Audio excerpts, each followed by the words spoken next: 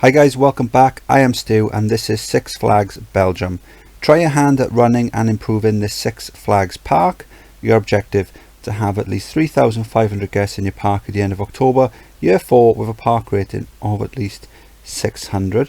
So one thing I didn't mention when I did the Panda World playthrough is that for these parks here you need to have the toolkit for Roller Coaster Tycoon Classic, and what that does is it gives you the ability to create your own scenarios, import and export them, import and export your own rides. It gives you the ride creation screen as well, and it also gives you the Panda World bonus park as well as 11 Six Flags parks as well.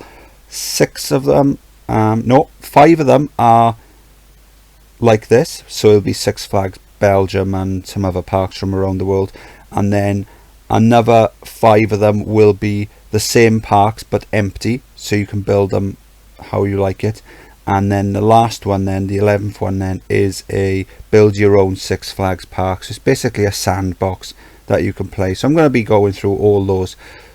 So let's get underway then. We need 3,500 guests. We've already got almost 1,600, so we only need another 1,900 guests to go. So from the look of it, we've already got a lot of coasters, and I'm guessing that since this was done as a tie-in between Roller Coaster Tycoon 2 and Six Flags parks, that they're all going to be pretty good. They're not going to allow them to make any official rides without them having good stats. Yeah, so by the looks of it, they've all got great stats. I'd be more than happy with rides like this, whether the throughput or anything is any good or not. This one's quite low. It's probably simply because it hasn't got a high enough drop or something like that, but probably leave it as it is. It looks quite cool. And a little shuttle over here. They've all got good stats. We're charging for entry that 30, that feels a little low, so I'm going to raise that up to 40. So I think what we're going to do then, we've already got loads of good coasters. Let's see what rides we've got first. We've got transport rides. Won't need any more of them, I wouldn't have thought.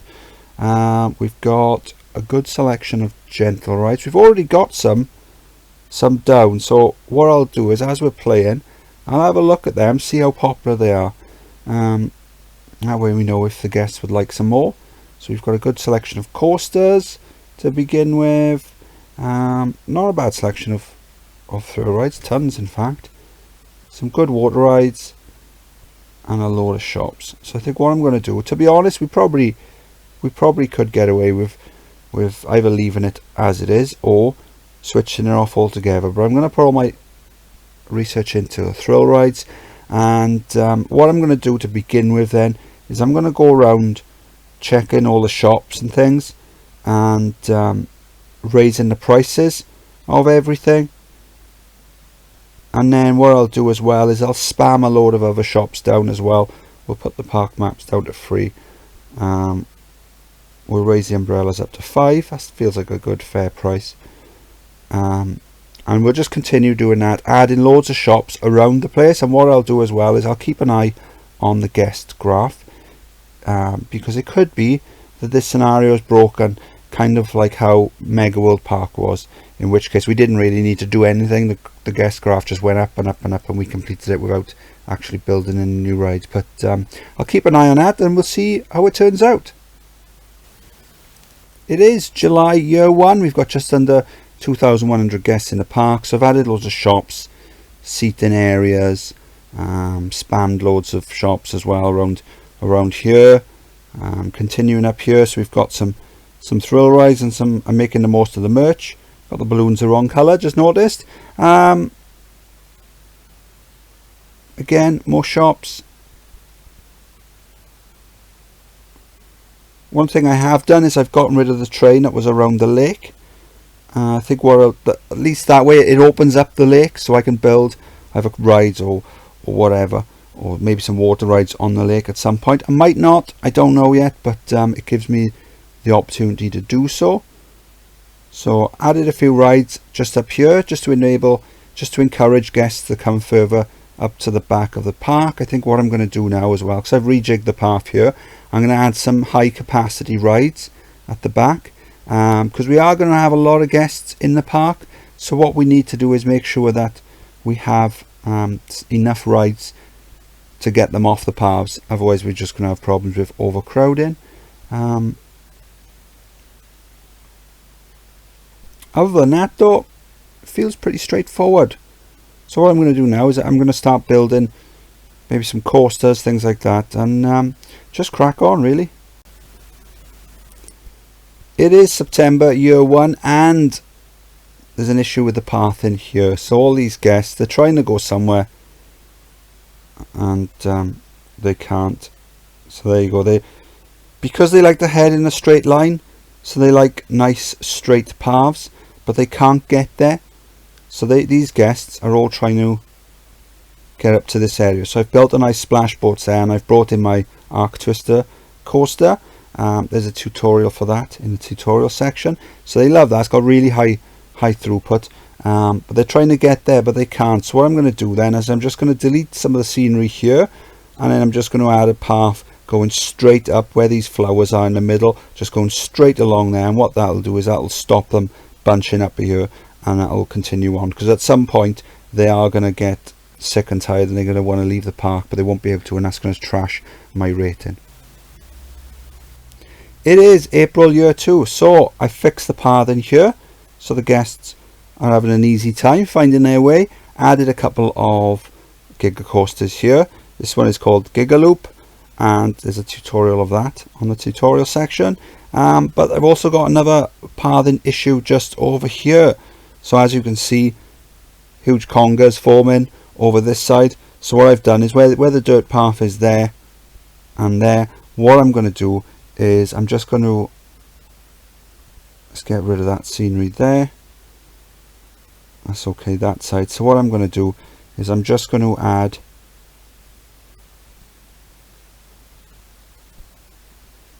a little bridge over this side.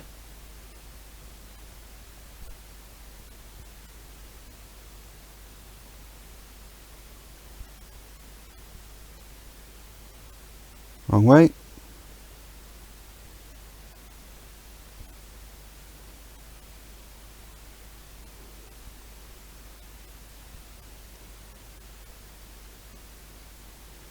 Connect it up.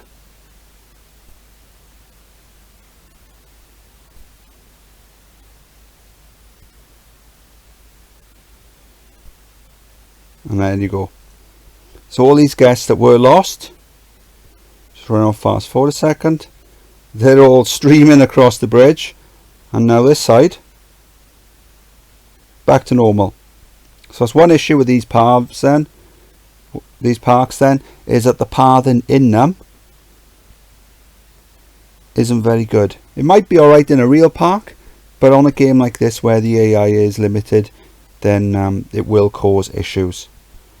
So now what we might have done is move the problem elsewhere, but I think it looks like there's an issue this side, but what I think it is that the ride's just a little busy. See, they're all streaming down the queue line. Eventually that should sort itself out. It is October year 2, so I've built a couple of cheap and cheerful coasters. This is my cutback corkscrew. This is my loops looping roller coaster. Good stats on them, very, very cheap. They will make you a lot of money in a pay ride park. Tutorials for both of those on the tutorial section. Got some more thrill rides just down here, and built a pretty cool flawless coaster just here. It's got a very long queue, but it is moving very quickly. So it comes up the chain lift then.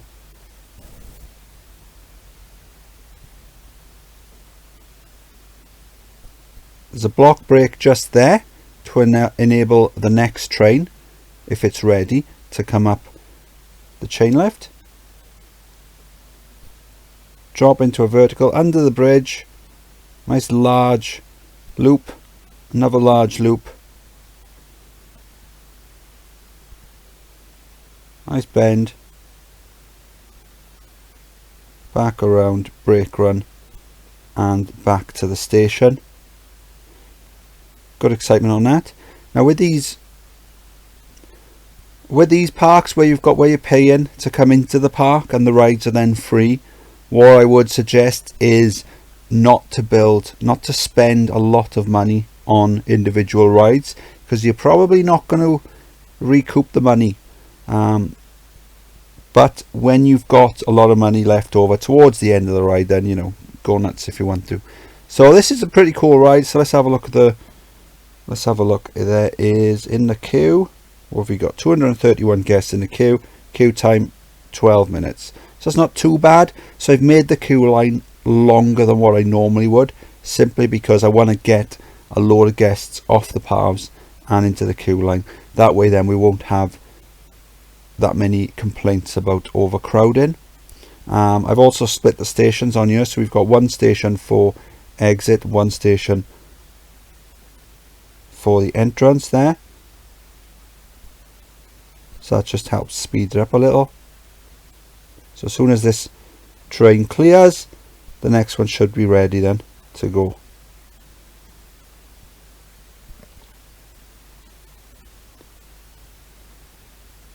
So I've extended the queue line as well on the wooden mine train just here, because the queue line was very short. I had to get rid of the existing station, which is a bit of a shame. What I did want to do was move the exit to the other side, but it wouldn't let me edit. It won't let you edit. Oh, there you go, it's broken down. That's convenient, so I can show you now. Oh, it wouldn't let me do that because it's broken down. Oh well, maybe another time.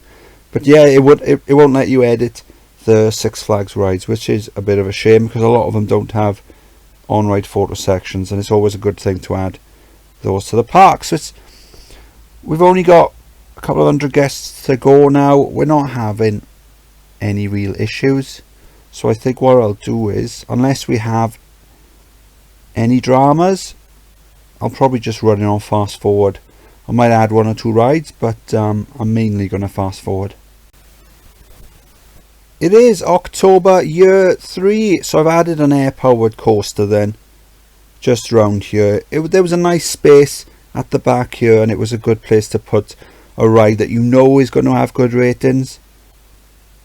So good excitement on that, and it's a good way of getting a load of extra guests off the paths as well. So we've got, how many? There you go. We've got another 140 guests off the paths as well, so that's pretty cool. And then we've got, I finally added some rides to the lake. So I did say I got rid of the train in order to open up the lake, but there's only really 2 rides I've added. So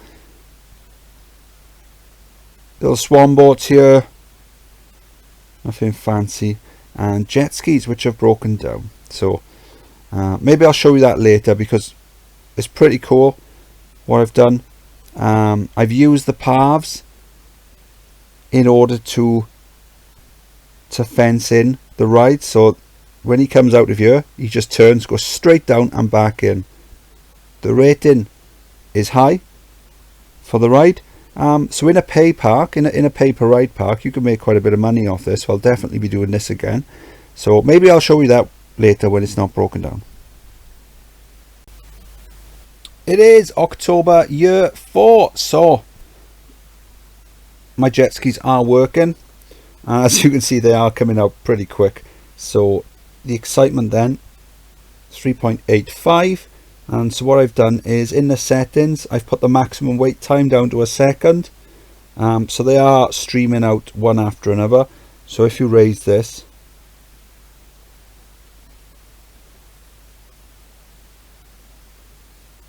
I think as a default this might be raised as well. Does slow it down a lot.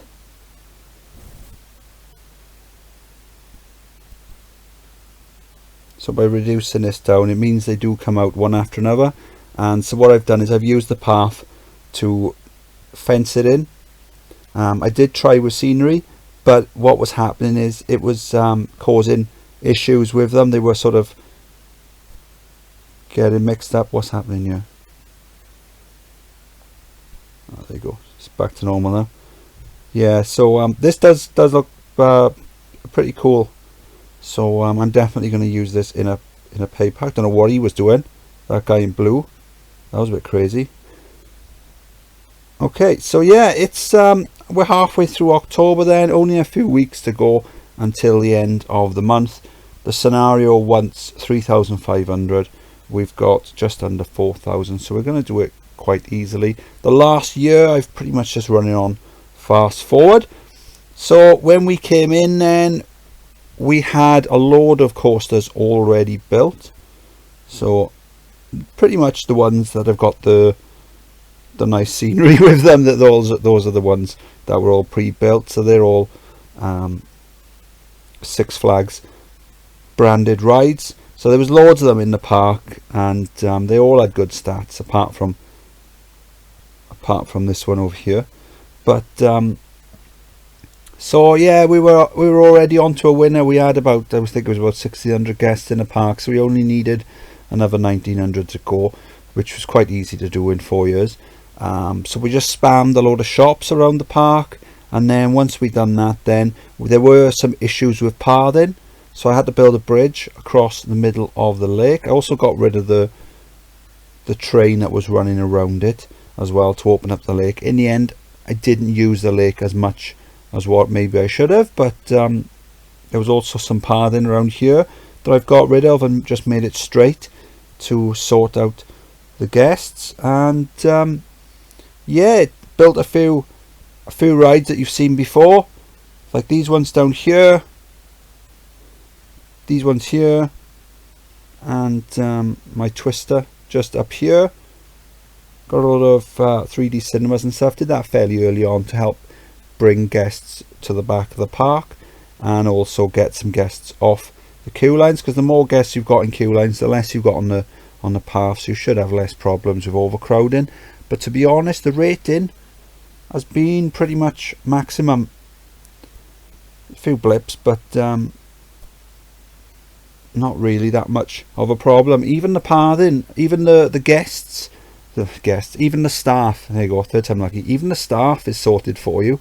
If you go into the menu, they've already zoned all the workers for you. What I did do though is I did hire maybe another 20 handymen, and just left them free range just to roam around as they see fit, and just to get any areas that the zoned workers aren't hitting often enough. Flawless coaster here. As I said earlier, with these parks, when the guests are having to pay to come into the park, the subsequent rides are then free. So I don't like to spend a lot of money on individual rides. When the guests are paying for the rides, that's when you can build bigger and better rides, because you know you are going to definitely make the money back. So spammed loads of shops around the place as well, making use of these existing seating areas. It's probably not the way I would do it, but they were already there, and we've done it. Yeah, quite an easy scenario really. The hard work's done for you. The pathing's already laid out, you know, for better or worse. A lot of good rides are already laid out for you, and you're halfway there as far as the guest numbers. So all you've really got to do is just fill in the gaps with some rides that'll soak up the guests and attract some new ones. So that was Six Flags Belgium. If you've been to the park, I don't think it's called Six Flags Belgium anymore, but if you've been there, or if you know anything about it, feel free to pop something in the comments. If you like the video, please subscribe, and yeah, any questions or feedback, drop that in the comments as well, and I'll see you next time. Bye.